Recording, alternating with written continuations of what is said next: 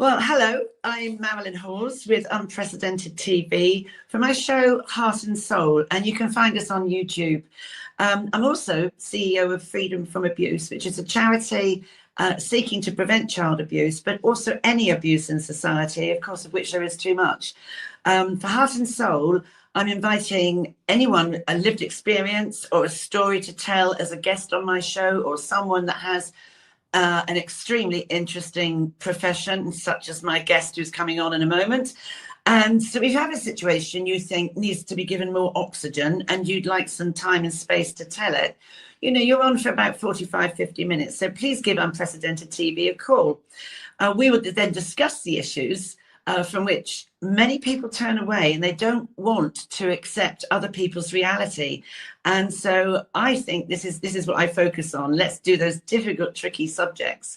And I think that has got to be got out there. So basically, we're kicking the elephant out the room, okay? And today, no more so than today, this is a very gritty subject. I am so honoured to be welcoming, excuse me, Professor Jane Monckton-Smith. You can find her all over the media. Good morning, Jane. Lovely to see you. You look too beautiful to do the awful job that you have to do. It's lovely to have you here. So Professor Jane Monckton-Smith, I think I've got the title right, Professor of Public Protection at the University of Gloucester, but also a forensic criminologist and absolutely majoring on domestic homicide. So I'll tell you what, Jane, I read earlier today that you studied at the University of Southampton, which is where I come from. I did some postgrad stuff at the University of Southampton, and I taught there as well. I taught criminology. Oh my word! Oh my God! Yes. No. It's funny, isn't it? So very often the town you're brought up in, or the city, in that case, you never go back to. Yeah. I never really liked it. So you began life in the police force, yes, and look at how far that journey's brought you. So were you a detective? Oh, goodness me, no. No. I joined the police way back in the early 80s. I mean, it was very, very different then to what it is now. I was only 19 years old. So it was a baptism of fire, I think, going into the police. But it did teach me very quickly a lot about how we respond to different types of crime. And I think that more than anything directed where my interests were. So did you went to a lot of domestic abuse call-outs? Of course, yes, I did, because then, as it is now, makes up, a big percentage of police work is domestic abuse calls. Yes, that is very interesting, because I do, when we were talking in the week, I love, and it has stopped since COVID, I like going out on ride-outs with the police. I wanted to be in the police, and my dad let me. So my interest in crime, which sounds awful, doesn't it? My interest in crime. My grandson once says, I used to go into prisons a lot and talk to offenders. And my grandson, when he was little, once told his other grandma that Nana goes into prison. Lovely. Out of the mouths of babies. But the one I went in, this is where I absolutely know the police, I think you will agree, need better education, because this was only 18 months ago. And I was on a ride out with the police, and we went to a domestic abuse. And the guy who was driving said around about 4 o'clock in the afternoon, it all seems to kick off. And we went to this house, and the lady there had only said that, she said, I think I'm suffering from gaslighting. And I was there as an observer. And this guy who had been 7 years as a blue responder turned around and said to her, had she had her boiler checked? Oh, do you know that? That is funny, and it sounds like it should be in a comedy routine, doesn't it? I mean, it's totally outrageously inappropriate, when especially terms like gaslighting, now we know what they are. The police get trained in this kind of thing, and if he doesn't even know the basic language of the type of crime that he's dealing with, that's really concerning.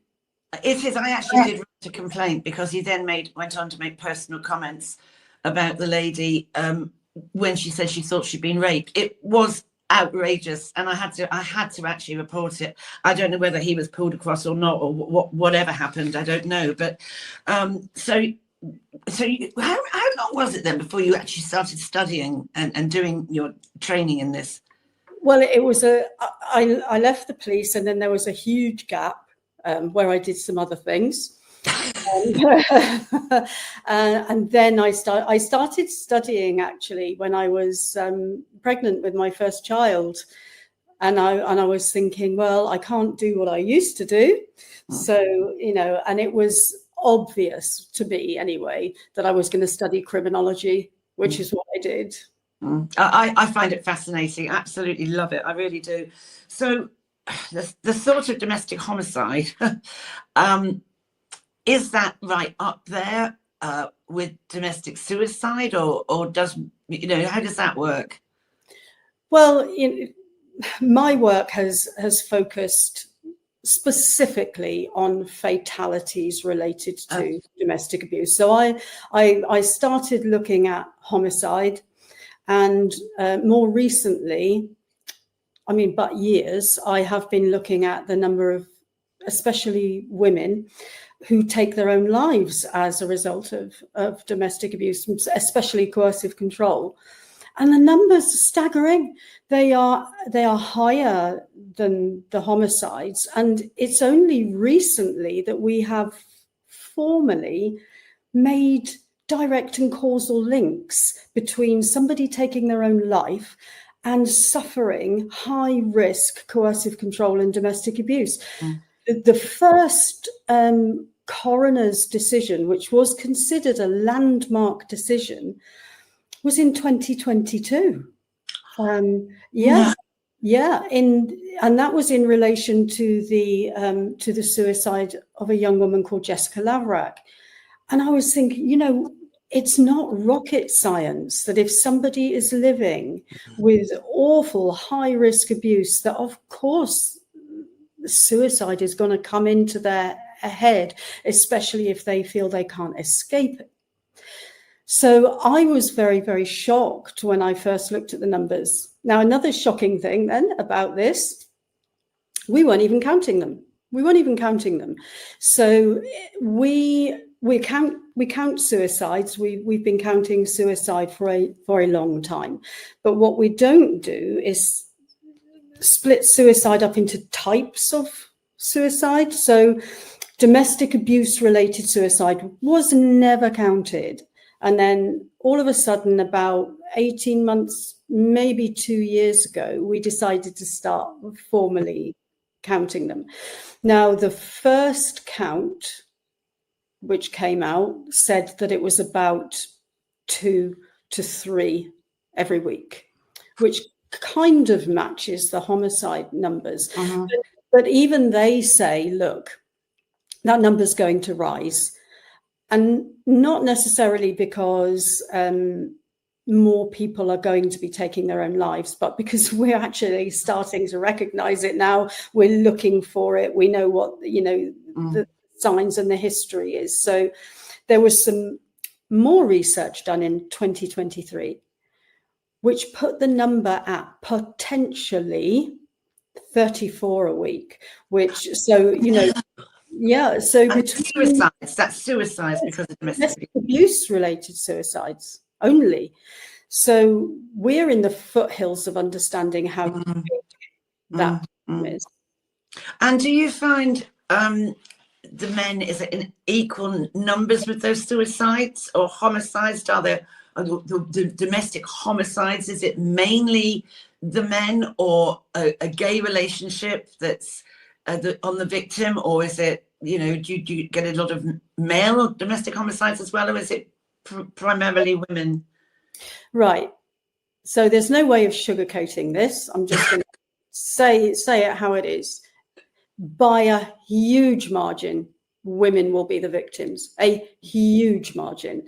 So the Global Homicide Report, so looking at this problem across the world, and every country in the world has a similar problem, 82% of victims will be women killed by a male partner or relative. So when you ask, who is it mainly? It's mainly women. Now, that doesn't mean that men don't get killed in this context, because they do. But the numbers are much, much, much smaller.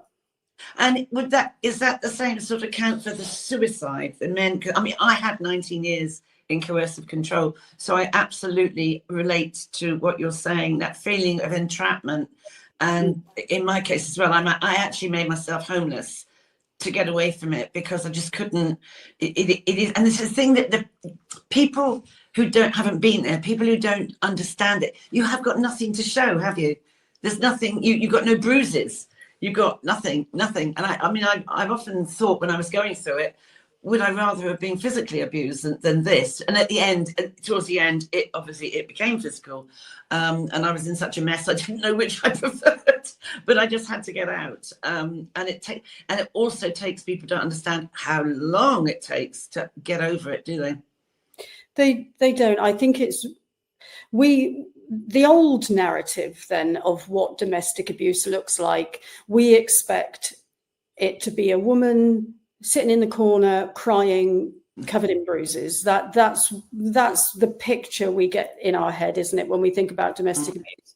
And certainly, that's true, that happens as well.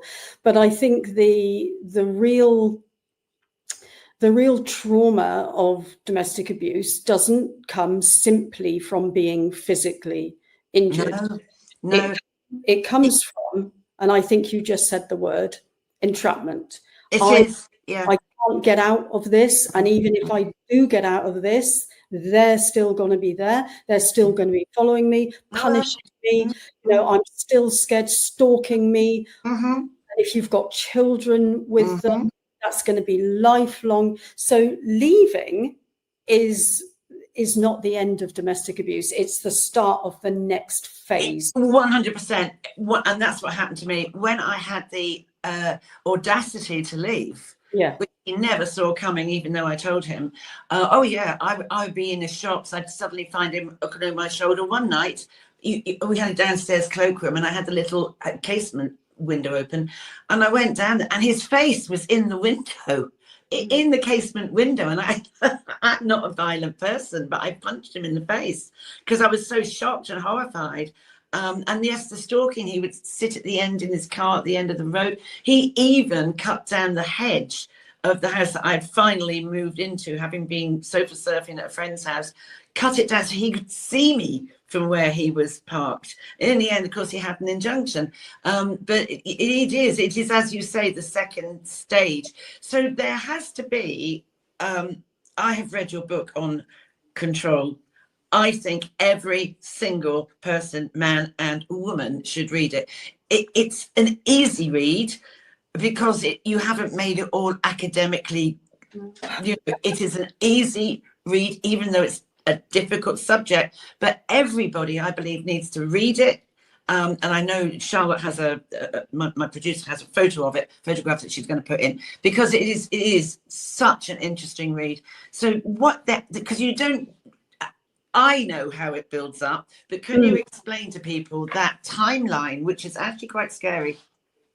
Yeah, well, the timeline is a huge challenge to that narrative, that this domestic abuse is about they come home drunk on a Saturday night, or these two people just can't get on. And, it's just the dynamic between the two. It's a huge challenge to that, and is saying, no. This is a pattern, and it's a remarkably common pattern that we're seeing in every country across the world. Interesting. Yeah. So when you read it, I think when you read the pattern, because it's set out, isn't it, in stages. It's a blueprint. It's a blueprint. When you see that pattern, you can't ever unsee it. And then it's only when you recognize the pattern, I think, you're safer. You're safer because you can see it coming. And of course, the best way to avoid domestic abuse is not to meet controlling people. That's the best one. But, you know, the next best is to be able to recognize them when you see them early enough that you don't get trapped. But if you do get trapped, knowledge is power. And I think the recognizing that 8-stage pattern removes some of the chaos around domestic abuse, because it can, when you're in it, it can feel like chaos, and for people looking in, it can look like chaos, can't it? It removes all of that, and you think, no, I'm in stage 5. Yeah. You know, so I'll just explain what we did. So I was a homicide researcher, so I was already aware of certain models to track risk of homicide in lots of different categories. And there's one called temporal sequencing, which is what the timeline is, which means you just say, well, it starts here and it builds and builds and it ends there. Nobody had ever applied it to domestic homicides, which I thought, hang on a minute, it's the second biggest category of homicide that we've got. Why has nobody done this? And one of the reasons, I think, is because we think that domestic homicides come out of an argument and somebody went too far. That's not what's happening. So I thought, no, let's apply this. And so I was already working with bereaved families and hearing their stories in huge detail. And the pattern was so strong, Marilyn, so strong. And we split it up into 8 stages. So each stage represents an escalation in risk. So 1 to 2, your risk's gone up. So it's very easy for people to understand as well. Well, yes, it was funny, actually. I was talking to someone the other day and they were telling me this story, and I just said, I already know what your next sentence is going to be. And they went, how do you know that? I said, because I've been there. And I said, and it was about, I said, so she opens your post, yeah? And how do you know that? I said, because that's what they do. I got to the stage where I was having to take my handbag to bed with me. I couldn't, snooping, listening in on the phone, everything, absolutely dreadful. And it is like that. You can absolutely see the pattern in other people's lives. And you're right. People think it's like, you're the wrong end of the other side, the wrong side of the railway track. But I mean, the amount that goes on, I'm sure in saying, and very wealthy families as well, in the nice posh houses. Yep, everyone. Because domestic abuse, we need to shift the language. So yes. we're very used to using that term, domestic abuse. And I don't object to the term, but the problem with it is such a well-known term. We get that picture, don't we? Yeah. The better term is coercive control. Absolutely.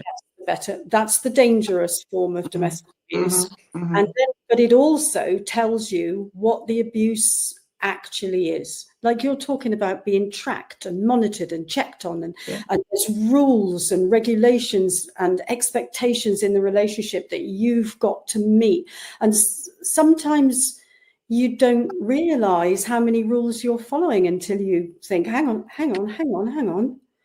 And some of them are just so minuscule that you don't even think of it as control. I mean, I can remember my ex-husband telling me off because I hadn't hung his socks on the line properly. And I just thought... in the right direction. It's a bit weird, but, things then. And because then, when it was me, at that time, I mean, it's been quite recent, really, hasn't it? It's become from domestic violence to domestic abuse. Yeah. And I think that's why I thought, well, at the start, for many years, he wasn't violent. And then at the end, he did become violent. But it is the coercive control. What do you think about your opinion? And I don't know what it actually stands for, but the police dash thing that they have when they go out. Okay. So dash, and the dash is what we would call a risk assessment. Yeah. Method, but there are lots of different risk assessment models. Dash was the one that became dominant. Okay, So what it is, it's a risk identification checklist. So you will talk to the victim and you will say, is there this, and there's a big list of about 27 or something, depending which one. And the idea was that the more ticks you get, the more at risk you are, which is a logical assumption, isn't it? The problem comes, there will always be problems with that kind of thing, because the person asking the questions has to have knowledge of what they're talking about, but also the logic that the more ticks, the more danger, that doesn't actually work. Right. Because we looked at some research that came out of the United States, and to raise your risk of homicide by 900%, you only need 3 ticks. Yeah, you see, this is it, isn't it? This is it. I mean, I saw one of the booklets that said, oh, this is like small risk, medium risk, high risk. But if you're in that scoring thing that this one officer had, and I said, but, you know, if you are, say, to go into high risk, you know, you have to have 10 at medium risk. If you're 9 and suddenly a kickoff comes, you've gone up a grade, haven't you? Or if you try to leave. That's when that's really you see, this is where the moment someone says to you, oh, why don't you just leave? You absolutely know you're talking to the wrong person. You absolutely do know you're talking to the wrong person, because they don't understand what domestic abuse or coercive control is about. So the most high risk tick will be separation, threatening separation, or your partner imagining that you might separate from them because they've got pathological jealousy or something, you know. Most homicides will happen either post-separation or when separation has been discussed, or it looks like it might be likely. Now, that's not something, surprisingly, that is well known. So when you say to someone, why don't you leave? It's not a stupid question, because obviously you want them to leave. Yes. But it's that lack of recognition that, okay, this is a process. Leaving isn't a thing you do. It's a process that happens. And are you prepared for the next part of this abuse journey? That's right. And I've said to people as well, because I actually do deal with domestic abuse victims, and those also that are, because as I said earlier, freedom from abuse is about all abuse, and those who are thinking of going. And I said, if you're thinking of going, you need to make sure you've got all your paperwork and your passports and your bank stuff, everything, your contacts, your keys, everything scribbled away somewhere so that you can pick that bag up and run. I mean, I ran at 11 o'clock at night, and I've had all sorts of things. I had some stuff put in this friend's house and some in that friend's house, but my personal paperwork and that of the children, I literally kept close, because when you literally have to go, you can't faff around, can you? You can't go, oh, excuse me a minute, I'll be gone in half an hour. No, it's actually, you know, obviously I'm looking at the more serious end of the spectrum all the time. But my advice, and, you know, you can disagree with me, but I would always say to somebody who's thinking of leaving their partner, leave first, then tell them. Oh, wow, yeah. Yeah. Because we've had some very, very serious situations where they've discussed leaving because they think that's the reasonable thing to do, and they're a reasonable person. And then they stay living together until the lease ends or until they sell the house. No, never, ever do that. Never do that. Leaving, when you decide it's safe to leave, you leave, and you don't half leave. Wow, you see, that's where I went wrong. Because I did the 2 years of separation. I waited for the house to sell and all of that. And the 2 years of separation, you know, like existing together, basically. He come in, I go out, and all that sort of stuff, which is also awful for the children. I mean, do you find, because I do a course with parents who are really embarrassed that their children are vile to them. Do you see any domestic homicides where a son or a daughter has killed the parent as a domestic abuse situation? Yes. Yeah. One particular case comes to mind where the woman's 17-year-old son, defending her, actually killed the perpetrator.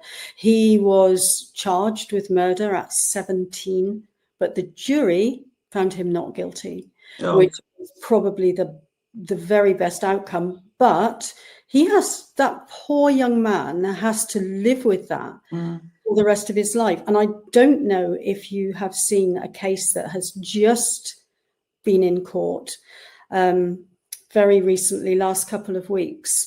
And this is slightly different, but the perpetrator had got the child, I think under 10 years old, to be part of the homicide. Literally part of the homicide. So, nobody's safe when these people start thinking in this way, especially children. No, I mean, they do use children as part of their weaponry, don't they? They definitely do. And it's collateral control somehow, that they really think you're not going to, and that is the trouble, isn't it? You're going to get up and leave, but you're leaving the children with somebody who's abusive. Or you're taking them. Or you take them with you. Yeah, I took mine with me. And then they're going to fight you for custody. Oh, absolutely. So and then you get the game playing, don't you? They're not going to pay the maintenance. So you are the one that has to go into court. You're going to pay for the court. So in the end, they try and bankrupt you. I mean, that's what we would call post-separation abuse. Right. Which again is another pattern that we've identified, the kinds of things that they do in post-separation abuse, because some of them will be stalkers and some of them it will be post-separation abuse. But it's not something that our court systems are even identifying or recognizing at the moment. We need urgently to understand this very strong, repeated and abusive pattern of these coercively controlling people. It is just absolutely horrific. Do we have, because we used to have, when people have been a victim of all of this, and maybe somebody has literally has died at the hands of someone, do we have a law? There used to be, I'm thinking of Sarah Payne when she was murdered. There was Sarah's law. Do we have a law that is people, the family of someone who was a victim has actually worked so hard to pass into Parliament? Well, one of the things that I found is that many of the changes that we have around domestic abuse and coercive control have come from the campaigning of victims and of bereaved families. So one of the most well-known laws, if you like, would be Clare's law. Yes, that's the one. Yeah. So Clare's law allows victims to request information about the history of somebody that they are in a relationship with, but the police can also proactively just tell you. So there's not that many countries that have something similar to Clare's law, because I go and train police officers across Europe, and they always say, why haven't we got Clare's law? Yeah. We need Clare's law. Yeah. Of course, it can look very simple that if you know about your partner's past, then you are informed and empowered, but you're still in the position where you now are with a coercively controlling and potentially dangerous person. So there are complexities, but Clare's law shows us a really important thing that we know about coercively controlling people. They are serial and repeat offenders. It is not, underline, anything to do with the dynamics between the victim and the perpetrator. Victims do not cause abuse or control in any way. So Clare's law, in its very existence, says if they've done it before, they're going to do it again, and you need to know. So I think, in principle, maybe in practice, we're not always getting it right, but in principle, Clare's law is a very good thing. It is. And there was another recent one you mentioned to me. I can't remember. Remy. Ranning's Law. Ranning's Law. Yeah. Right. Yeah. And that is. That was that came in after the murder of Rani Uday and Kola Salim, her mother. So her ex-partner killed her and her mother. And Noor Norris, who is Kola's sister, campaigned for there to be domestic abuse, coercive control expertise in police control rooms, you know, when you're getting those 999 calls, to Yes. make sure that you respond properly and effectively to them. Oh, just like my man with the boiler. Yeah, well, exactly. There are still these pockets of what I would say blank ignorance, aren't there? You know, how do you find the because our prisons are full, and we've, how many actually go to jail? I mean, are they, oh, you said sorry, off you go. How many of them actually are prosecuted, convicted, prosecuted, and imprisoned? I can't tell you the exact figures, but I think from, we've got the existence of it, and we know that probably, most of it doesn't even get reported. So well, that's it. Yeah, exactly. Of course. So, yeah. It is the victims are keeping quiet. Oh, are scared to report. It really is weird that you feel embarrassed. I mean, I was a deputy head at the school, and I was always the one with the smiling face and all of that, like looking like I was coping, and because it's such a personal part of your life, isn't it? That you don't fear as well, because 100%. One of the things that we know about coercive control, for example, is that there are rules. There are rules that are set down by the controlling person.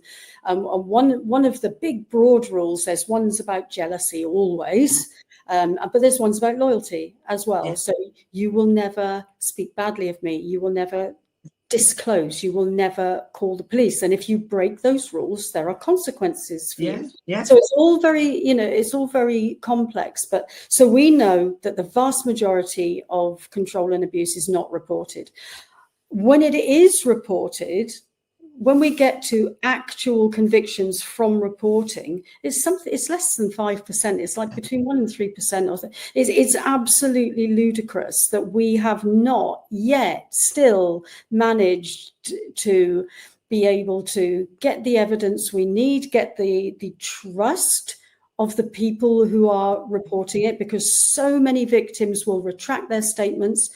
Of course they will, because they're being left with the consequences of having made this report and making this person a bit more dangerous than, even than they were before. So we've got a lot of work to do. Oh, it's definitely absolutely right. And I mean, I am delighted that the work you've done, you got an OBE in 2024, and how deserving. Did that come as a surprise? I've never been so shocked in my life. When I got the letter, I had just flown back from somewhere in Europe, I think Copenhagen, and it was kind of midnight. And I came in and my post was on the side, and I thought, oh God, this looks a bit dodgy. What have I done? What have I done this time? Because it hadn't. So I was gobsmacked, I think is probably the word, when I saw that I was getting an OBE. No idea, zero idea at all. So you went to the palace. You went to Buckingham House, I suppose, didn't you? Buckingham Palace. Went to the no, it wasn't Buckingham Palace. It was the the other one. That's I'll remember it in a minute, but. I don't remember the location as much as it was Princess Anne that gave it to me. I love her. I really love Princess Anne. And also, I actually had a letter back from Camilla, the Queen, because she's very into and she's very supportive of anyone. Have you met her? I have, yeah. Oh, but only because I was invited to. She put on a garden party, and I was lucky enough to be one of the people that was invited, and it was all for people working in domestic abuse. Wow. We're not mates or anything like that. You don't get to wear the diamonds, I want to say.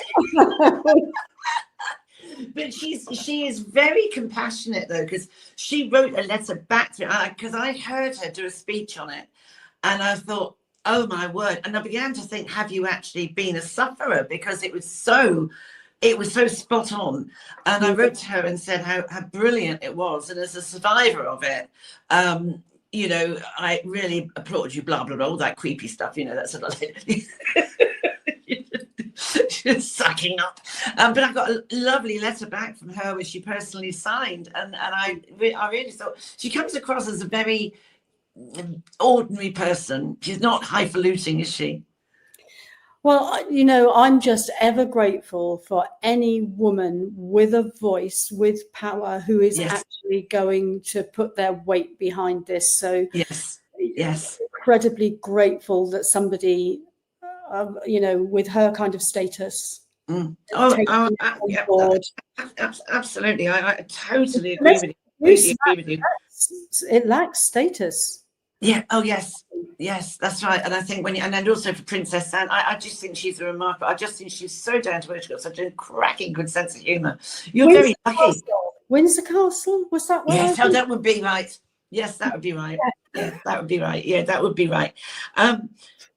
Something else I wanted to ask you. Now, we've recently had the government going on about, if you're a naughty boy, you're going on a misogyny course. Okay. Right.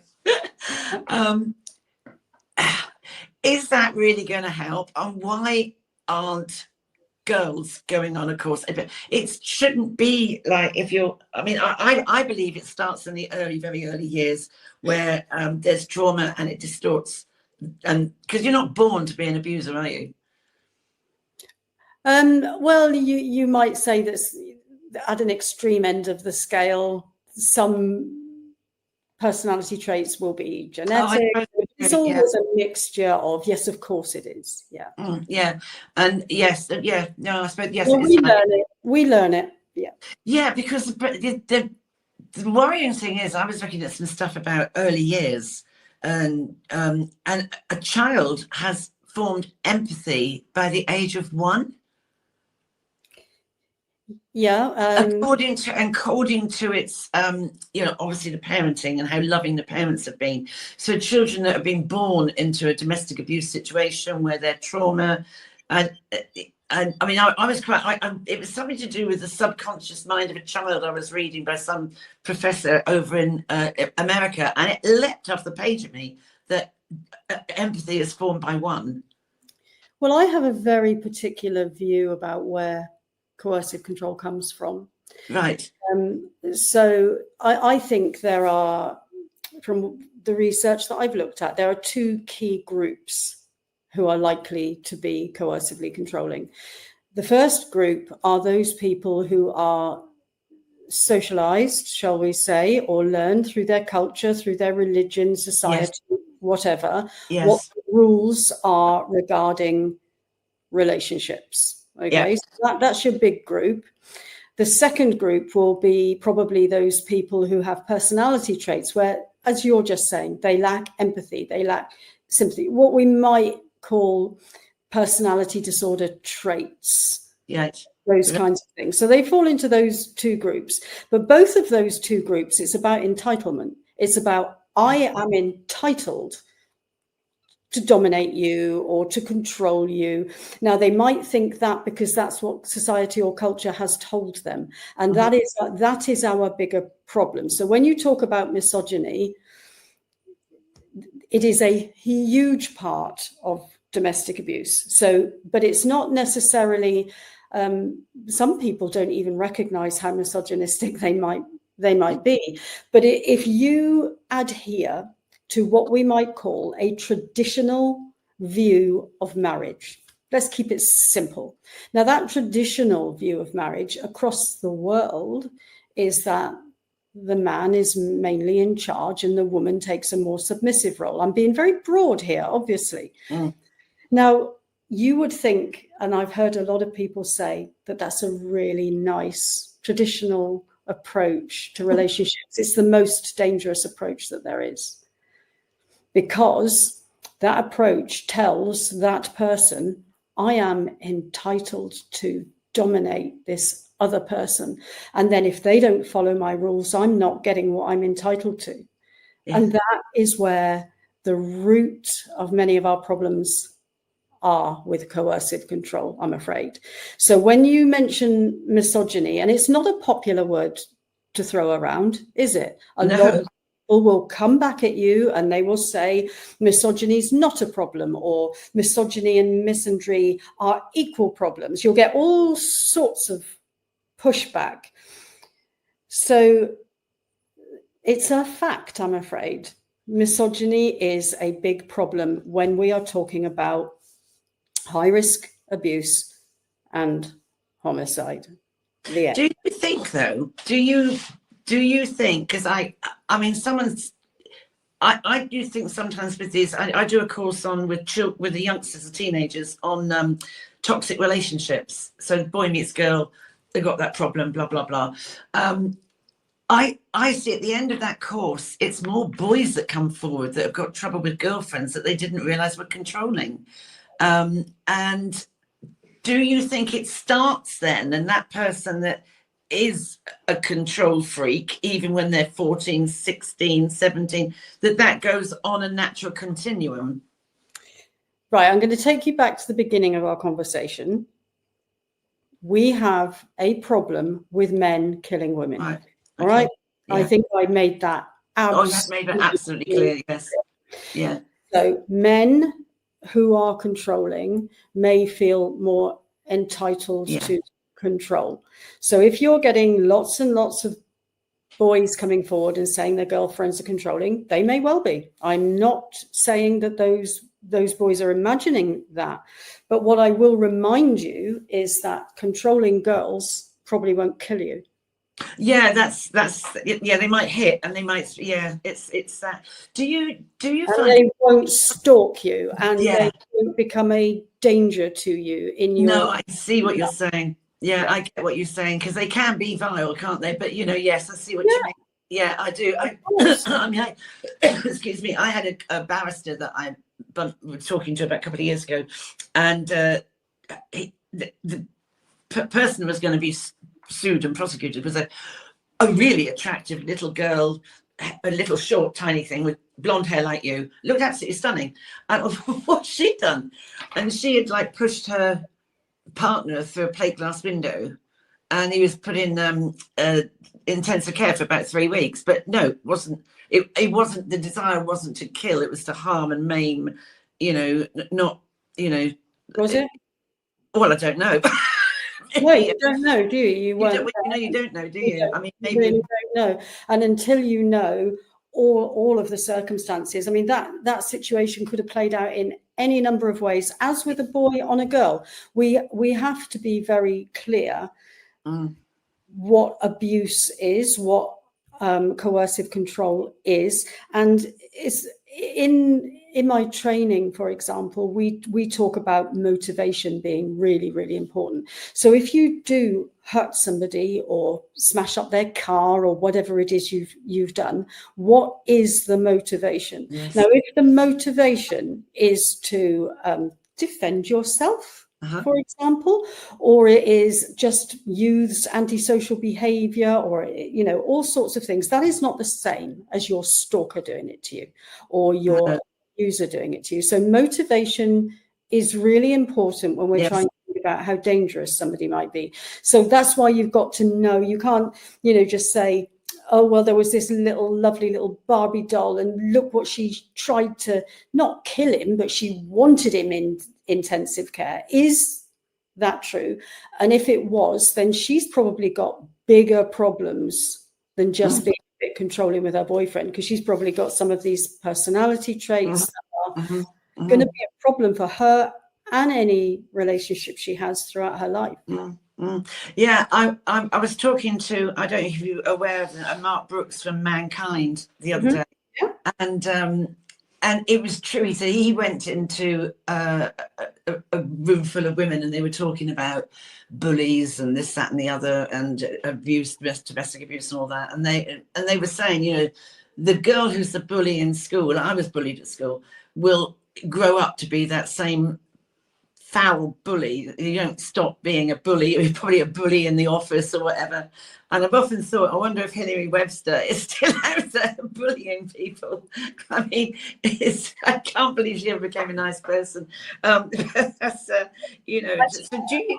I'm a bit confused about why we are talking so much about females when I've just said bigger problem. Yeah.